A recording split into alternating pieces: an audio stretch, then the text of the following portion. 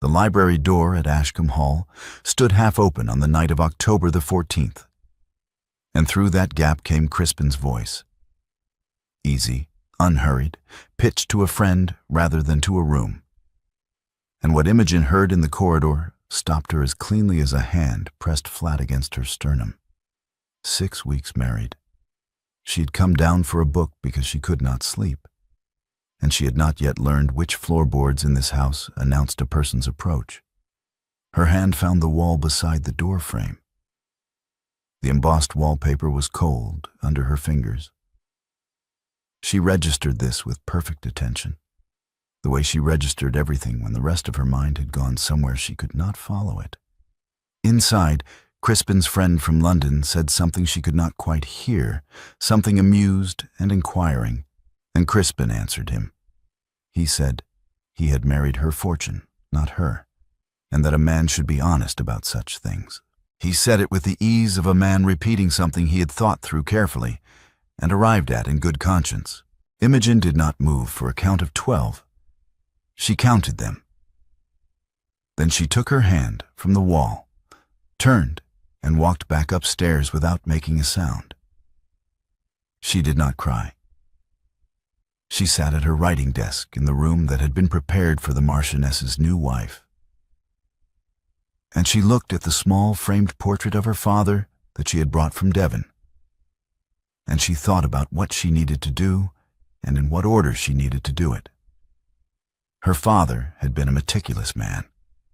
He had taught her from the time she was 12 to approach a problem with a ledger rather than a feeling, to itemize what was true, what was lost, what remained, and what could be built from what remained.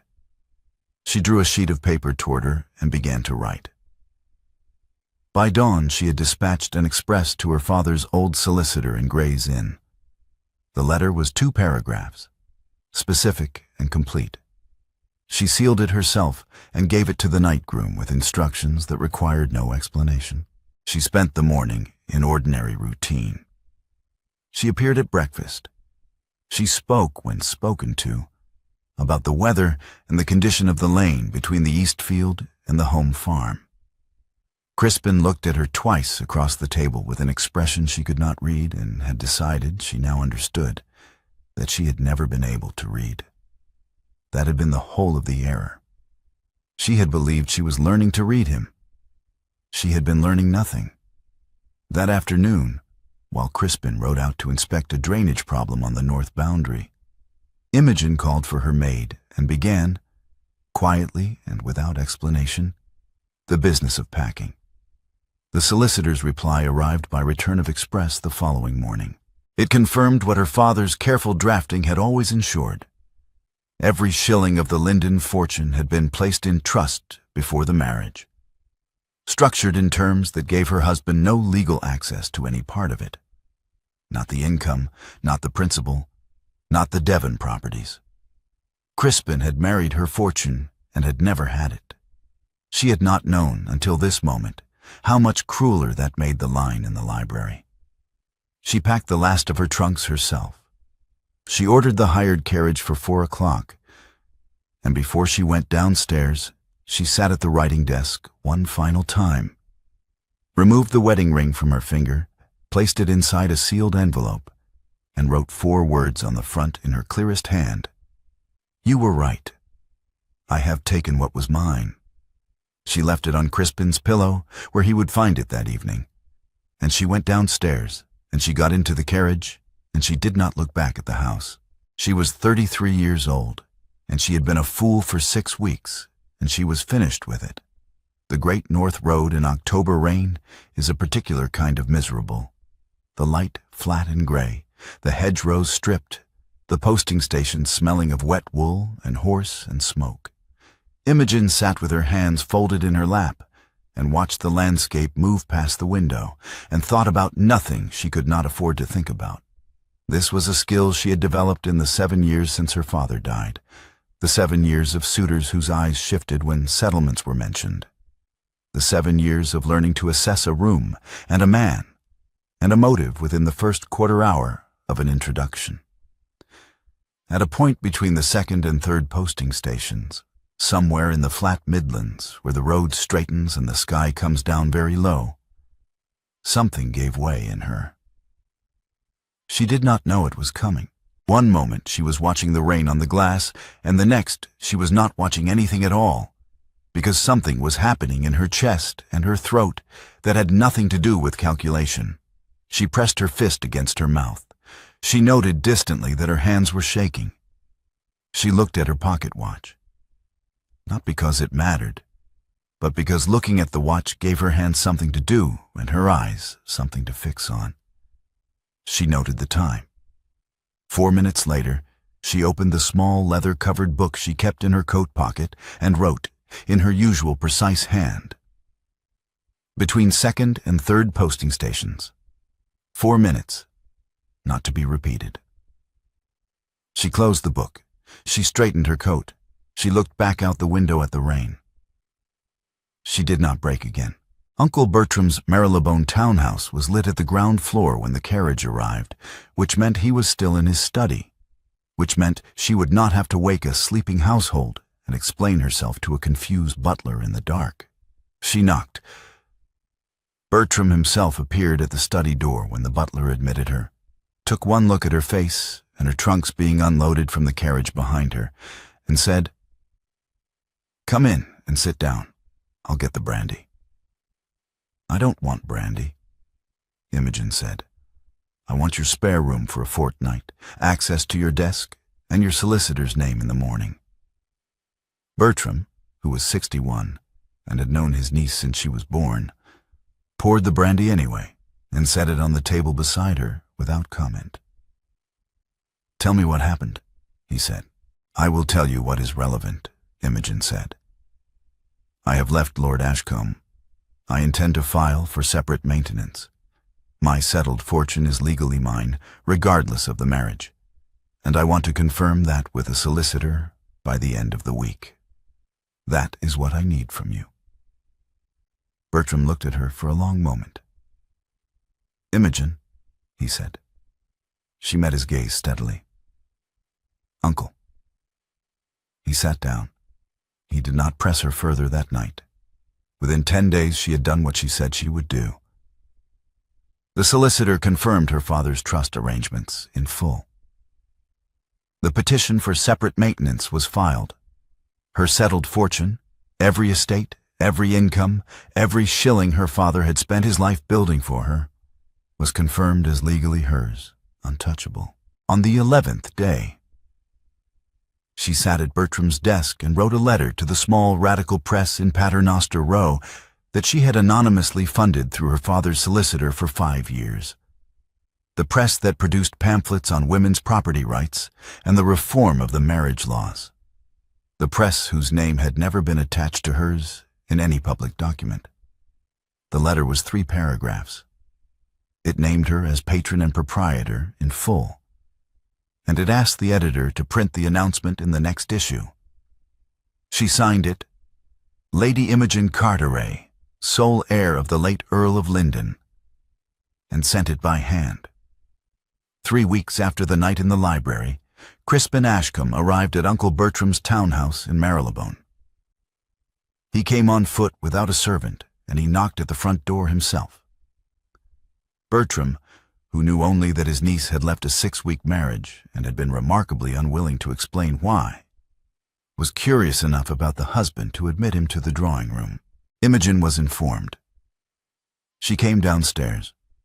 Crispin was standing at the window when she entered. He turned. He looked, she noticed, as though he had not slept in 3 weeks. Which was, she reflected, approximately accurate. He was still dressed with his usual precision, but there was something in the set of his jaw and the careful stillness of his hands that told her he was holding himself together by an act of considerable will. "Imogen," he said. She settled into her chair. "Lord Ashcombe," she said.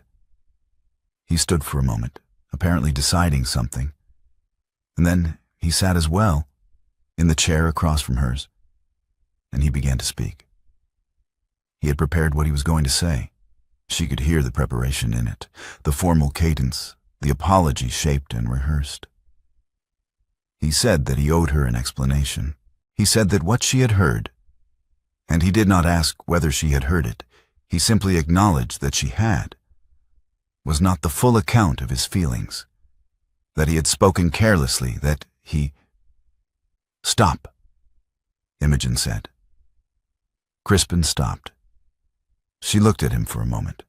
His hands, she noticed, had tightened on the arms of the chair. She said, "I am going to tell you what I want from you tonight. It is not an apology, and it is not an explanation.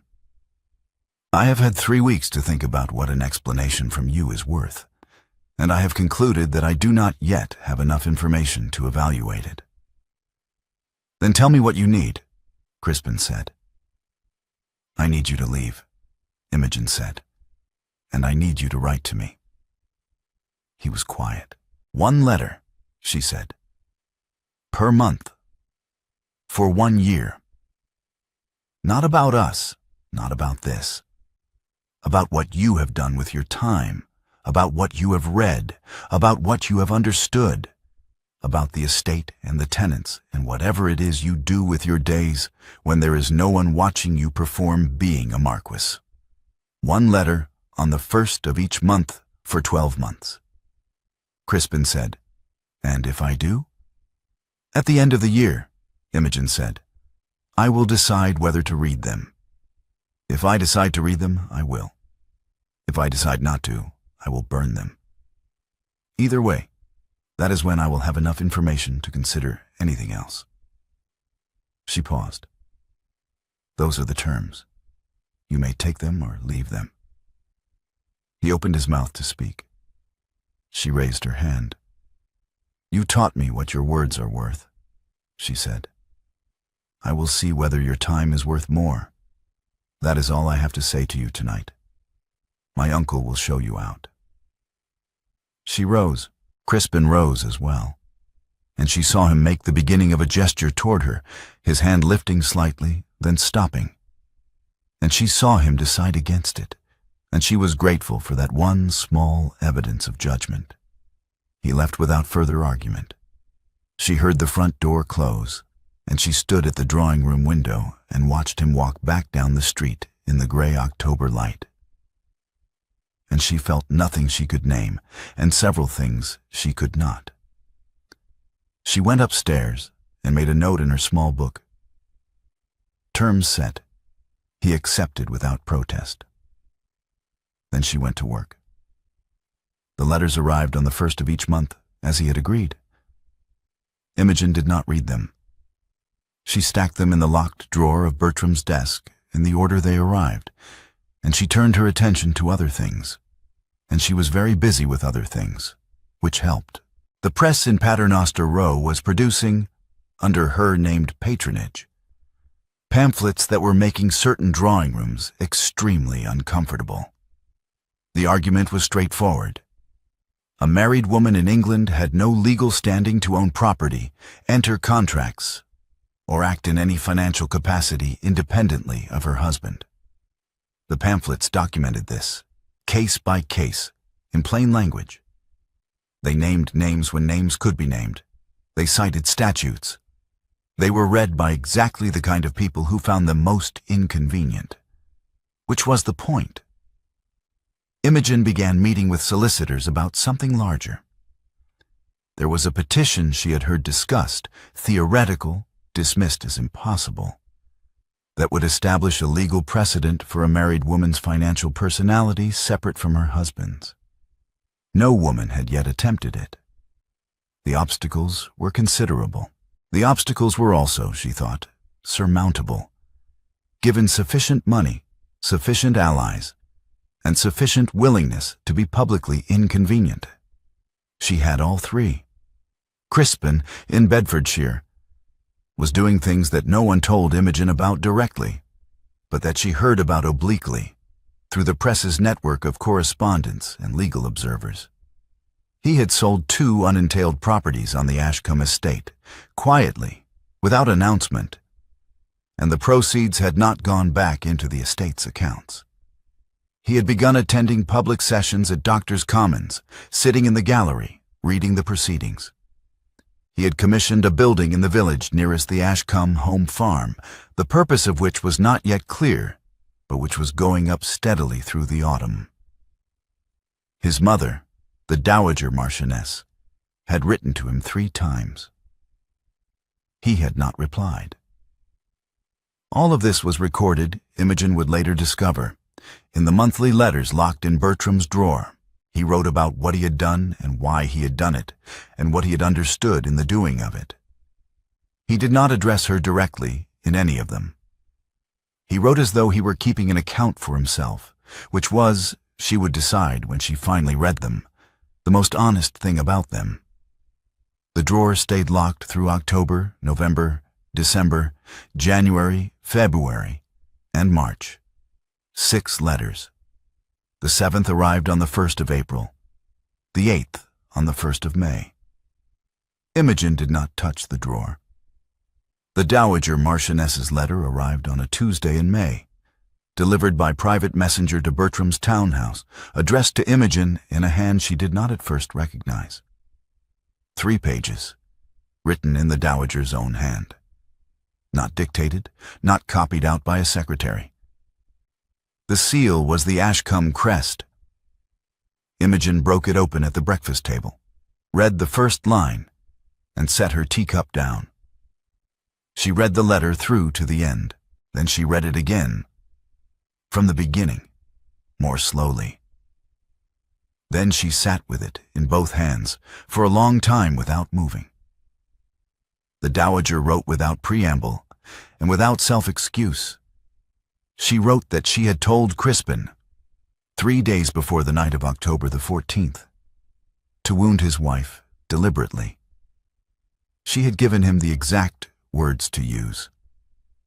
She had told him that heiresses despised being loved by men who had needed their money, that it was an indignity to a woman of Imogen's position to be loved in that way, and that the kindest thing he could do was to establish, clearly and early, that the marriage was a transaction, so that Imogen would never have to wonder whether his affection was real or performed for her fortune's benefit. She had believed this advice to be sound. She had believed it because her own husband had loved her, and she had spent 40 years unable to trust it. And she had watched that distrust hollow out her marriage from the inside. And she had decided that her son would not suffer the same fate if she could prevent it. She had been wrong. She had given her son a weapon and told him it was a kindness, and he had believed her because he was 38 years old, and still, in some part of himself, his mother's son. She was not writing to ask Imogen to return. She was writing because she had spent 8 months watching what her advice had done, and she could not continue to know it privately. She asked only that Imogen know the truth before making any permanent decision. What Imogen did with the truth was her own affair. The letter was signed, Eleanor Ashcombe, Dowager Marchioness of Ashcombe. I am sorry. Imogen sat with it for an hour. The house was quiet. Bertram was out.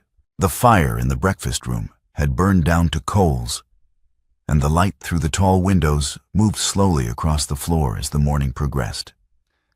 And Imogen did not get up to add coal to the fire or to call for more tea.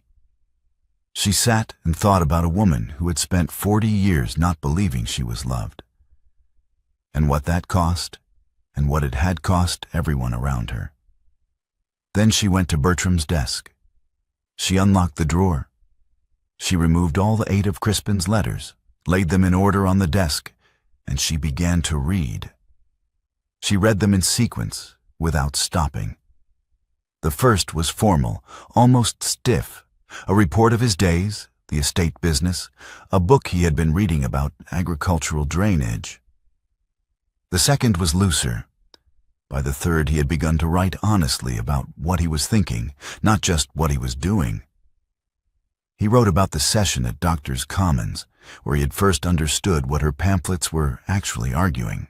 He wrote about the moment he had realized that the trust his late father-in-law had established was structured specifically to protect Imogen from exactly the kind of man Crispin had presented himself as being, and what that understanding had cost him to sit with. The fourth letter described the beginning of the school building in Bedfordshire. The conversations with the tenants, the choice of the site, the endowment structure. He wrote that he had not put her name on it, or his own, because it was not a monument. It was a correction. The fifth letter was the shortest and the most painful.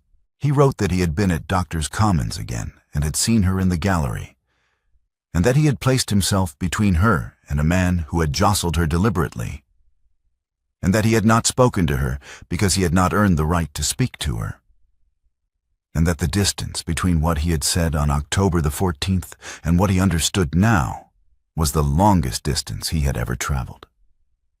By the sixth letter, she was reading differently, not assessing, not calculating, but simply reading, the way she had read her father's letters when he was alive, with her whole attention.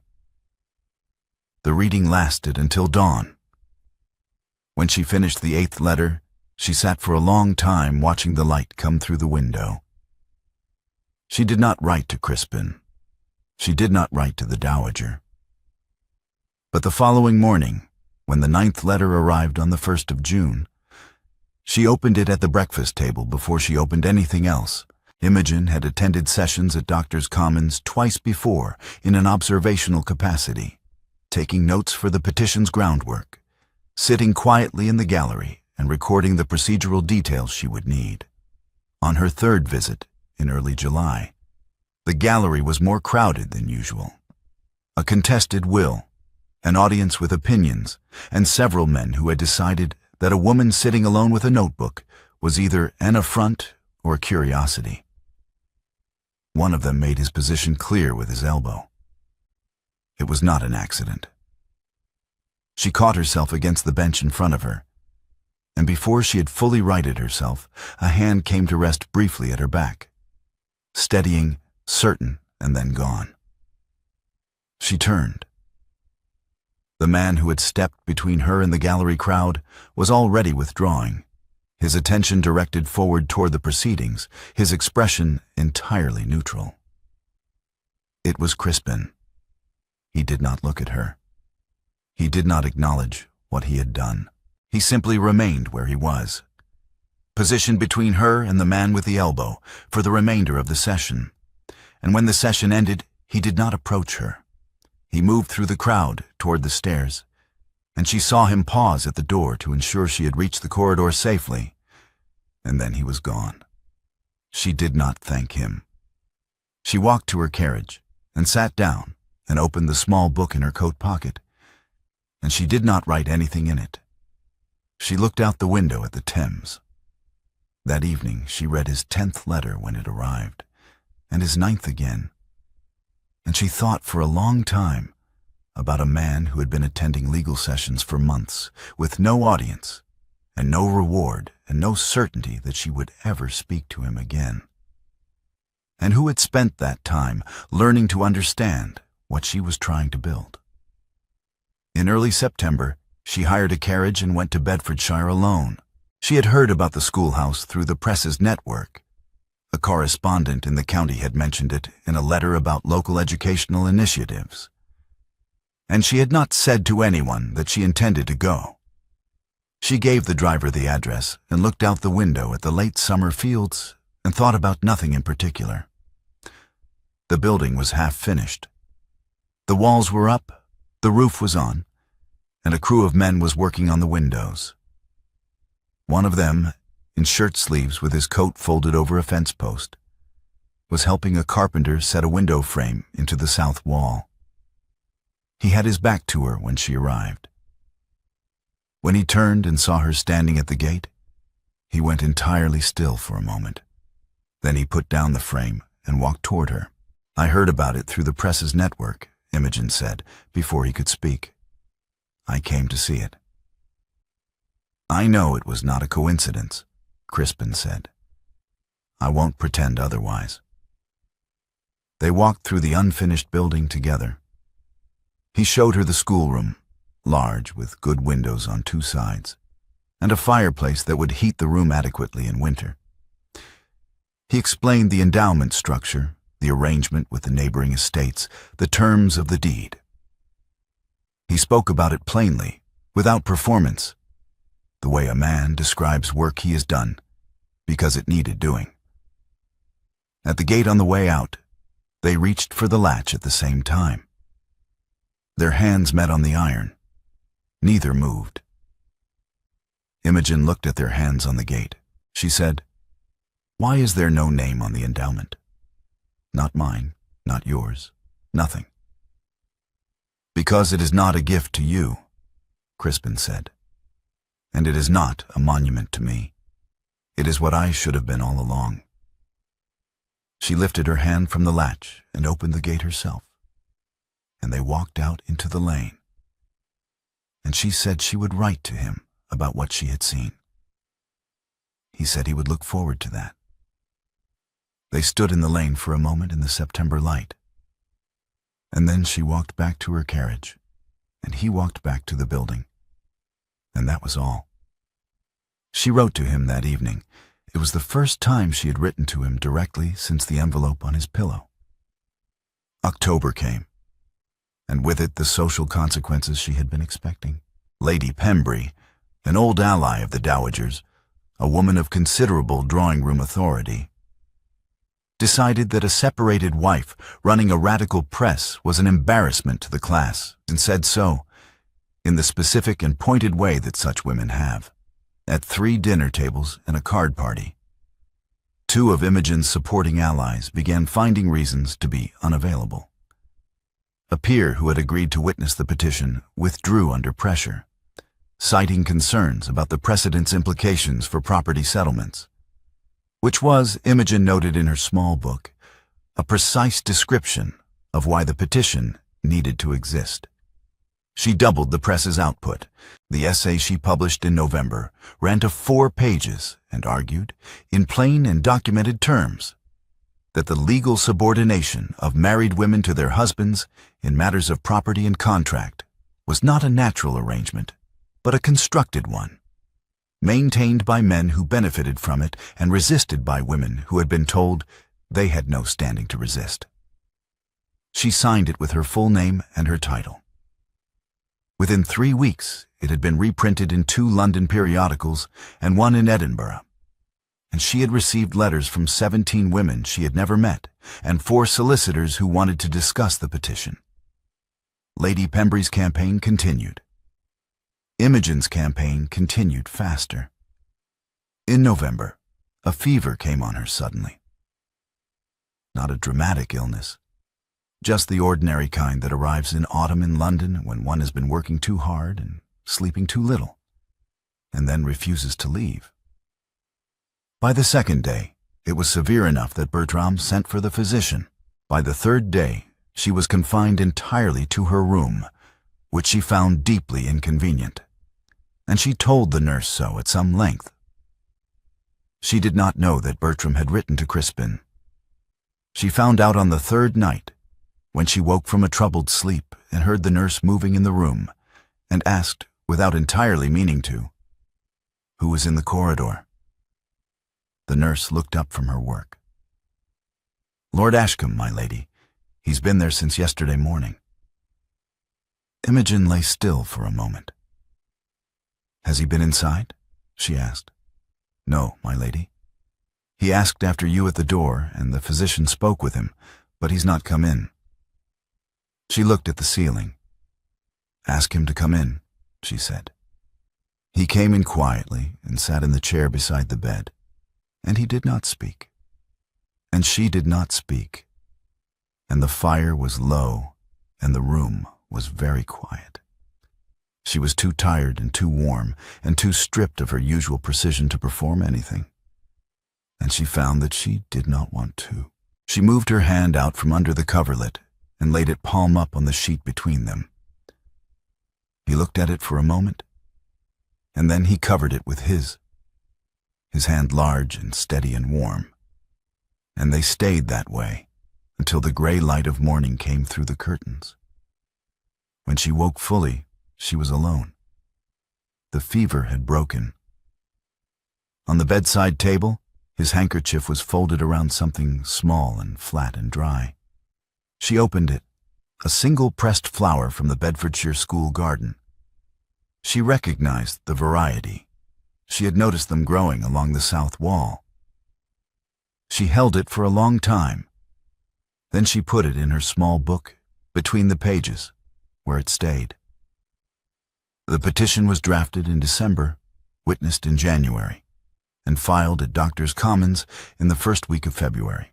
By Imogen's deliberate design, the legal language of the filing excluded her husband from any standing to oppose or intervene. The petition concerned her fortune, her legal personality, and the precedent she was establishing. And she had structured it so that his consent was neither required nor relevant. Her solicitor had raised this point with some delicacy. Imogen had told him that this was precisely the point. The hearing date was set for the 17th of March. Crispin received formal notice, as he was required to by procedure. He sent no solicitor.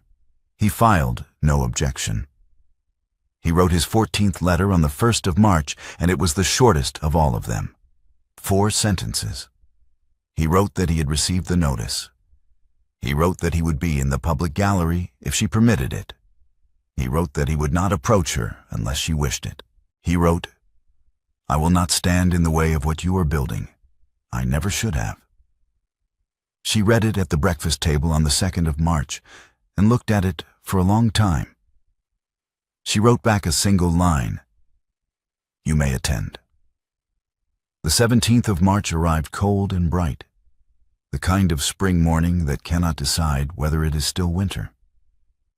The octagonal hall at Doctors' Commons was institutional and high-ceilinged and smelled of stone and old paper. And Imogen walked into it with her uncle at her right and her solicitor at her left and 2 women from the press behind her. And she sat at the petitioner's table and arranged her papers and looked at the bench. And she did not look at the public gallery. The hearing took 40 minutes. The legal arguments had been prepared for 2 years, documented through the press's pamphlets, supported by 3 solicitors, and grounded in a reading of the existing statutes that her team had spent 6 months constructing. The bench asked 11 questions. Imogen answered 8 of them directly. Her solicitor handled the remaining 3. At the end of 40 minutes, the petition was granted. The sound in the hall was not applause. This was Doctors' Commons, not a theater. But something shifted in the air. A collective exhale, a movement among the women from the press behind her. Imogen gathered her papers, spoke briefly to her solicitor, accepted Bertram's hand on her arm, and walked out into the courtyard. Crispin was there. He was standing near the gate at the far end of the courtyard, not blocking the path, not positioned to intercept.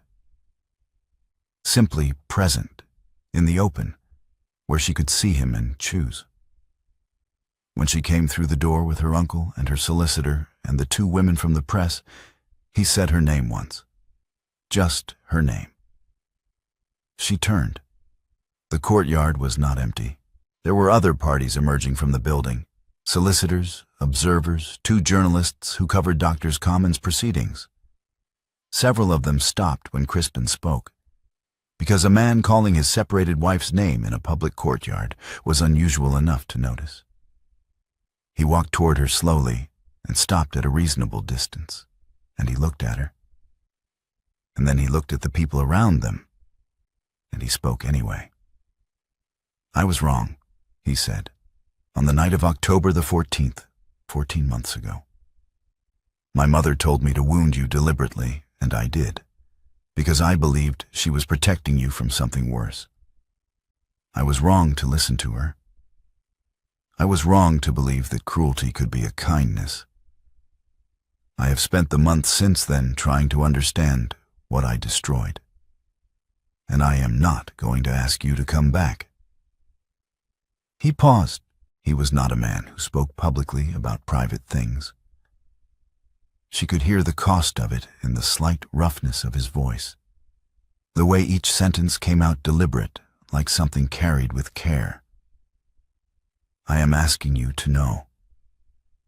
For the rest of your life, whatever you do with it, whatever you decide, I want you to know that I loved you on the morning I married you. And I love you now. And those are the first completely honest words I have said to you since we met. The courtyard was very quiet. Imogen looked at him. She thought about the locked drawer, and the 8 letters read through the night, and the hand on the gate in Bedfordshire, and 3 days in a corridor, and a pressed flower in a handkerchief. She thought about the Dowager's 3 pages, and what 40 years of not believing in love looked like from the inside. She thought about the petition she had just won, and the document in her solicitor's bag that established in legal precedent that she was a person in her own right with no requirement to justify herself to anyone.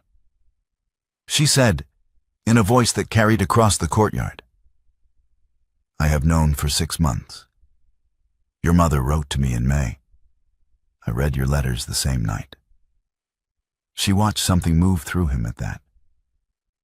Not relief, not quite, but something that had been held too long finally setting down its weight. I have been watching from a distance since then. The school, the sold properties, the sessions at Doctors' Commons. I know what you have done, and I know why you did it. She paused. I will not return as your wife. The marriage we had is not a thing I can go back to. He held her gaze. He did not flinch. But, she said, if you are willing, I will allow you to court me again. From the beginning. With no fortune at stake, because the petition has just established that mine is legally untouchable regardless of what either of us does. No family arrangement, no settlements, no expectation carried over from what we were.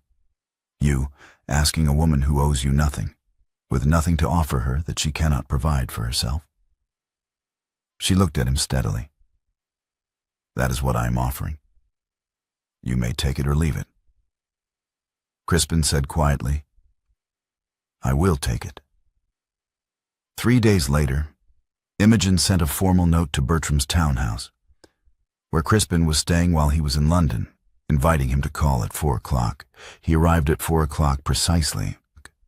They sat in the small back parlor with the fire going, and they talked for 2 hours about entirely inconsequential things. A pamphlet she was editing, a problem with the drainage at the Bedfordshire school, a book he had been reading about Roman roads. Neither of them said anything of particular weight. It was, she thought, the most comfortable 2 hours she had spent in a very long time. When he rose to leave, she rose as well and walked him to the door. At the door, she stopped him by the simple act of standing close enough that he would have to move past her to leave. And she looked at him. And then she kissed him. Once, slowly, at her threshold, in her uncle's house, at her own invitation. His hand came up to her face, and she let it stay there. And then she stepped back and looked at him. 4 o'clock on Thursday, she said. He held her gaze a moment. 4 o'clock on Thursday, he agreed, and went down the steps into the March evening, and she closed the door. He called on Thursdays and wrote on Tuesdays. He brought no gifts and made no declarations. He asked her questions about the petition, about the press, about what she was planning next. And he listened to the answers the way a man listens when he is genuinely uncertain what the answer will be. He told her about the school, about the tenants, about the particular difficulty of finding qualified teachers willing to work in Bedfordshire. He told her once about the night he had found the envelope on his pillow and what the following weeks had been like. He said it plainly and without self-pity, and she listened without interrupting, and when he finished, she said, I know. I timed it by my pocket watch in the carriage. 4 minutes. He looked at her steadily. I noted it in my book, she said. I have a book. I know, he said. You mentioned it in the 7th letter. She had forgotten she had written that. You remember the 7th letter? I remember all of them, he said. I wrote them. I had some time to think about what I was saying. She received the Dowager once, in April, in the offices of the press in Paternoster Row. The Dowager arrived in a hired carriage, not her own, Imogen noted, and sat in the chair across from the desk, in a room that smelled of ink and warm paper, and looked nothing like any room the Dowager had ever occupied. She was 63, and she looked smaller than Imogen had expected. She sat with her hands folded, and she looked at the pamphlets stacked on the shelves, and she did not speak immediately. You may say what you came to say, Imogen said. The Dowager said, I came to ask whether you would receive me as a daughter. Her voice was even. No, Imogen said, I will not. The Dowager nodded slowly. Her eyes were very bright. I understand. I want you to understand something else, Imogen said. The wound is not unmade by knowing why it was made. You gave him a weapon and told him it was kindness, and he used it because he trusted you. And that is a thing that happened and cannot be unhappened. I am not your enemy. I am not going to work against you or cut your acquaintance publicly or prevent Crispin from seeing you. But I will not be your daughter. And I will not pretend that what you did was a mistake made in ignorance. Because you knew what you were doing. You knew exactly what you were doing. The Dowager looked at the pamphlets on the shelves. After a moment, she said, My husband loved me for 31 years, and I never let myself believe it. Not once.